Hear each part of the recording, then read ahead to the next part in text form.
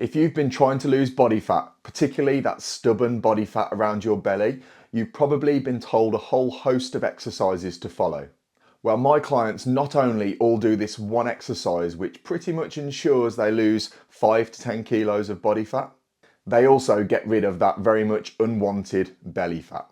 If you stick around in this video, I'll show you exactly how we do it and what that one key exercise is.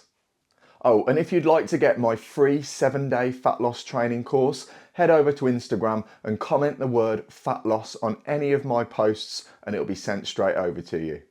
Right, let's get into the video.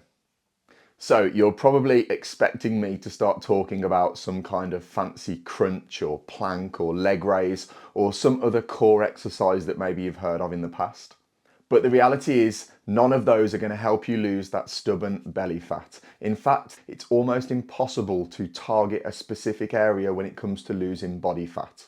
We have to set ourselves up in a calorie deficit using nutrition and exercise to ensure that we're losing body fat, but we can't control exactly where that comes off from. We need to lose it in general, and eventually it will come off from the areas that we want it to come off from. However, all of that being said, there is one exercise that I recommend all my clients do, which ensures we lose not only just body fat, but the belly fat as well. And that exercise is walking. So I imagine you didn't expect me to say that, and that isn't what you was thinking this video was going to be about. However, walking is absolutely king when it comes to losing body fat. It's one of the most important things we can do. Now, there's nothing special about walking. It's not some kind of magic exercise that's going to make everything better. However, what it is movement. And the more we move, the more we burn. So when it comes to being in a calorie deficit, those of you that can get more steps in will generally be in a bigger deficit, providing our nutrition is controlled. And it's just a very easy metric to check. I could really ask you to fidget a little bit more. That would do the same thing. So if I asked you every day to fidget a little bit more when you was at work, moving your feet around, moving your arms around, that would do exactly the same thing. However, that's obviously a weird request from a coach. And also we can't really track that, So when it gets to the end of the week and we're doing your check-in, I can't really ask you how much you've fidgeted this week. So steps are just a really easy metric to track. So lots of people, when they try and lose body fat, particularly if they want to lose it around their stomach, they'll go to the gym and they'll focus on exercises that are targeting that area. Now, whilst you are training the muscles in that area, for example, doing crunches, doing planks, leg raises, that kind of stuff, or if you were going and training your chest, shoulders, whatever, that isn't going to make the body fat go from those areas. It will strengthen up those areas and make them look better, so you should absolutely keep doing that. But we should use steps as our metric to track in terms of how much overall exercise we're getting in.